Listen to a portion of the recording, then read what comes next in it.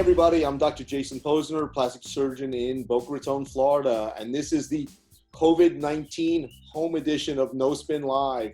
We have three world-class experts all at their homes in their casual attire, talking about what they've been doing through the COVID crisis and how to make your subsequent procedures and safer. So we have first Adam Hamawy from Princeton, New Jersey. Say hi, Adam. How you doing? How is everyone going? Are you as bored as I am? I'm keeping myself busy, There's all these things that have been piled up that I've wanted to do, and now I have no excuse. All right, and we have Bill Kortesis from Charlotte. Hey, everybody. And his business partner, Gaurav Bharti, Dr. G, also from Charlotte. They're together in the office. So what are you guys doing in Charlotte? Twiddling your thumbs? We're trying to stay busy too, and we in some ways feel like we're working harder than we've ever worked. When we were talking earlier, Jason, you were saying you're pretty busy. We're busy too, and we're doing a lot of virtual-based treatment of our patients, both new and existing, and then we're just trying to work on stuff to further improve our practices and our staffing and investing back in things, because we will be running up and again sooner than later. So we're just trying to get prepared. Yeah, I think we've taken this time to really enhance the business side of our practice, really work on our marketing, work on our game plan when we get back into business. This is a really good time where we're not operating, that we can focus a little bit on the business side. We've been doing the same, but we want to talk to the patients today. We've done a couple of these COVID-19 webinars for doctors, talk about how to enhance your practice. Now we want to turn on the patient side of things. So let's start with you, Bill, since you got front and center. So what did you learn from this, and what have the patients learned from this? And why don't you kind of start out with the virtual consults?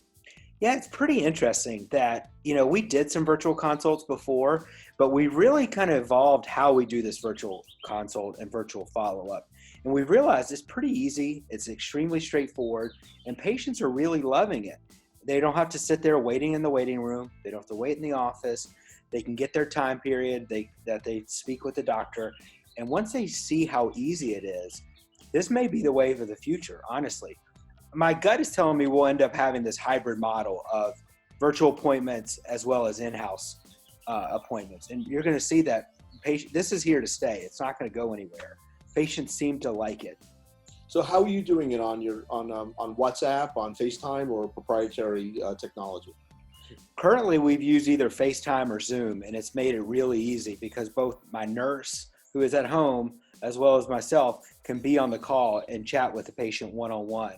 A lot of times we try to get their pictures ahead of time, but sometimes, they don't want to send pictures. They want us to see it live. It can be pretty great for body contouring, a little difficult at times for some facial aesthetic surgery that we do, but for body contouring breast surgery, I think the virtual consultation has been a great platform for us. I did a virtual facelift consult today. It was pretty easy because you get to watch them animate. You did a breast consult as well.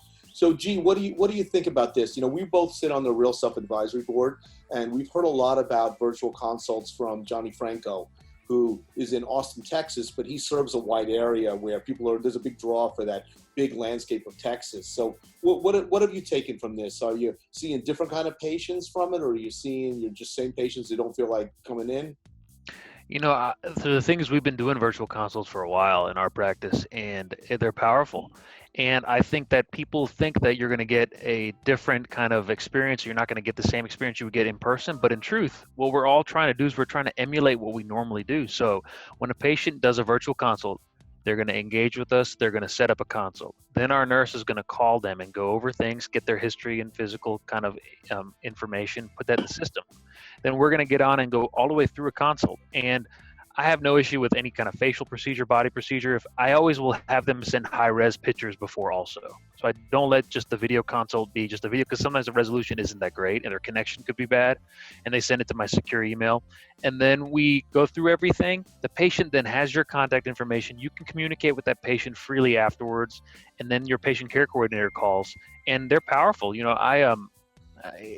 Some of my patients really like it. Even patients who are kind of close and far will use it. And then we even do their pre-op appointment virtually, then do the surgery, and then everything else can be potentially all virtually based. So it's really great, and even more so now. I think it's really Wait, I'm confused a little bit. So you're doing the surgery virtually, so you're just doing like a filter, and that's their facelift? Yeah, it's done. Yeah. Listen, I've gotten good. Adam, what do you say on this?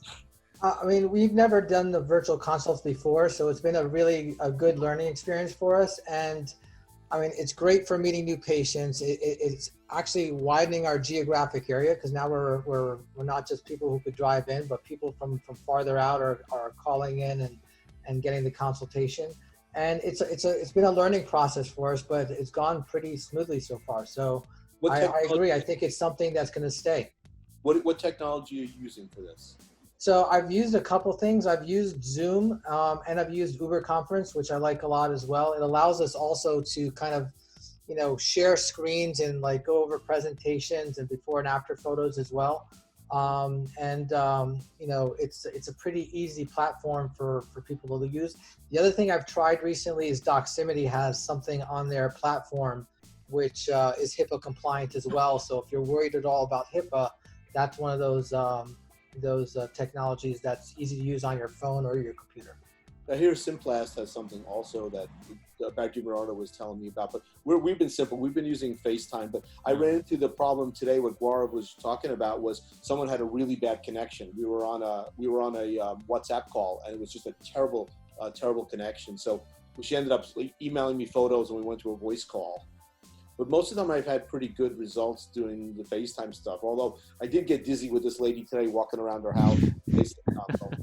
Right. I mean, sometimes the background noise gets in the way, and you have to find a quiet place, and they need to be in a quiet place as well. We did the doggy intro. I saw her doggy. We love dogs in our office, so it was like I made her show us her dog. That was fun.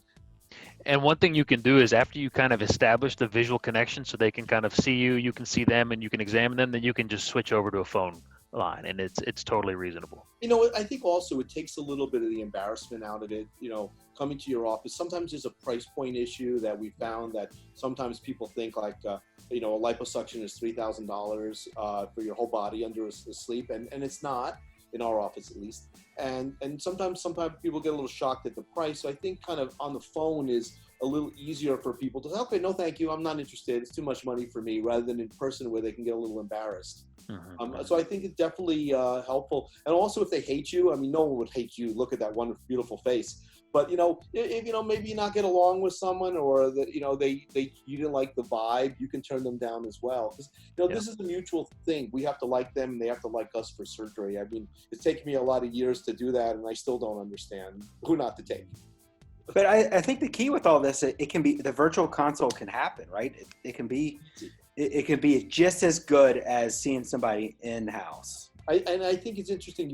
I find myself a little more focused.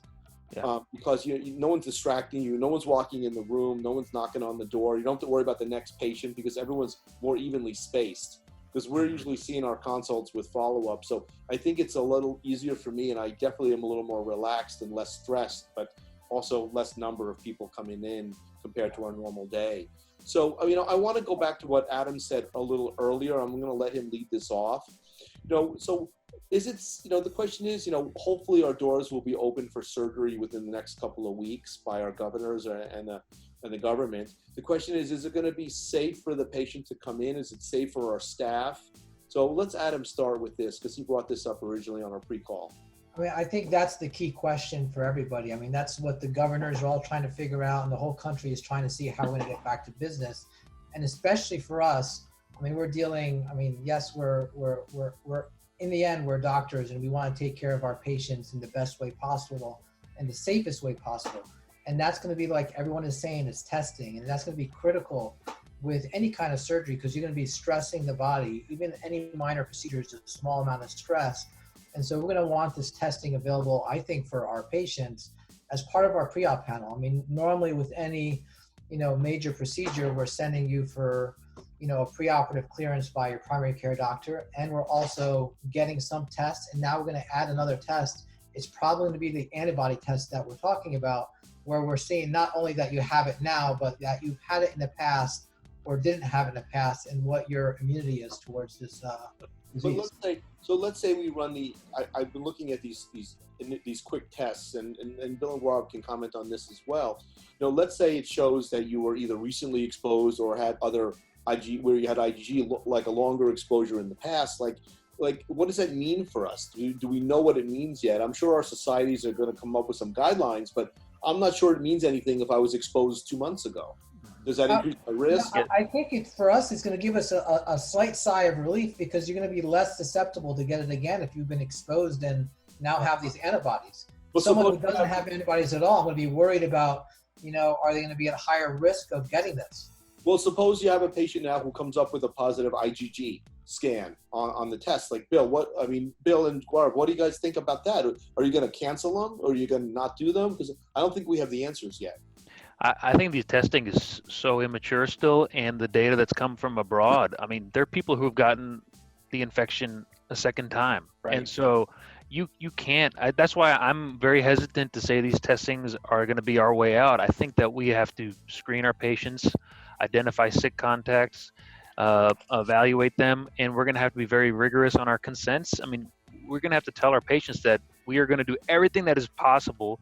I think it'd be ideal if you can get these people screened outside and get all this testing done, but you still won't be able to guarantee that they cannot potentially contract COVID, or that they actively have COVID, but they're not symptomatic. That's the mystery behind this deal. You could be in the window. You could have been exposed, and then you're coming for surgery. We don't know yet. I mean, in our area, it looks like about 1 in 1,000 is infected, but that's without screening everyone. Bill, what's your thoughts on this? We're heading into our new normal, right? I don't think we're going to get back to where it was 2 months ago again. So this new normal has to have enhanced safety protocols. And I think every practice, and that's one thing G and I are working on. We're working on, what do those protocols look like in the office? How many patients are you going to have in the waiting room?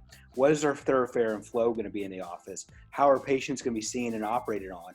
The good news, we can do it. We can do it safely. We know how to do it. We just need to be able to put these protocols in place to make it happen. Very, very interesting listening to you guys. So basically, the bottom line is, from what I hear from you, is that we think some testing is going to be important, but we don't know yet because it's a little too early. Mm-hmm. The virtual consults are here to stay, and that our workflow might be changed a little bit, but we're not sure yet, and we're going to all have to work through this. So none of us have the answers, and this is a very experienced KOL group that we're talking to today. One thing I was going to say is, for our patients to know is, like, the great thing is that, because we're all surgeons too, and we have ORs, that we keep the level of cleanliness and observe universal precautions all day, every day. So this is kind of just more fuel for the fire for us to be even more careful, which we love to do. And so we're all going to rise up to the challenge. We're going to be even more careful about patient selection and making sure our patients are totally optimized. And I think that we'll be able to address this in a very safe fashion. We routinely don't screen for the flu. We don't screen for other kind of things that could make you really, really sick. So it's one of those things where I think we have to be really vigilant with our patients, be very open and communicative. And then as the testing gets better, hopefully we'll have tests, and then we're going to have a vaccine eventually too. So this is going to be an afterthought. Most patients don't realize that in the plastic surgery world, we operate on many HIV positive and hepatitis positive patients. I mean, it's a normal thing for us to do someone. We just take maybe a little extra precautions, but as G said, it's that universal precautions that we take with every patient, although most of that's blood spread and this is respiratory spread, but still we're very careful in our operating rooms, and we all wash our hands like 50 million times a day anyway. I mean, that's just part of our nature. We're wearing masks. Everyone's wearing a mask now. Right. Yes. The thing is, like, we know not to touch our faces because we're sterile in surgery all the time. Who touches their face in surgery? That's contaminated. You get yelled at. You would have gotten thrown out of med school for that. So, Bill, any last words about this? No, I mean, I think talking to individuals like yourselves and other colleagues across the country, we will come up with these protocols that we will be able to do safely and make sure patients are taken care of. We will be back in business. Our patients ask us all the time, when are you going to operate again? It will be soon, and we'll take care of everybody. Perfect. And Adam, last words? You get the last call. We all want to get back to operating. We all want to see our patients, but again, it's safety first right now, so we want to take care of you the right way. That's what I would tell everybody. 100%. Sounds good. And what I'm talking, a lot of us text each other during the day. I think we're all like our group is getting fitter, not fatter. We're all working out a lot. Today's my day off because I did too many days in a row, but we're all fitter, but we're all a little bored. Yeah. I think there's going to be a lot of divorces after this. People sat home with their spouses. But let's hopefully all just be safe and we can get back to work. Alrighty, guys. Thank you so much for being on this call, and welcome to another successful No Spin. Thank you. Thank See you, everybody.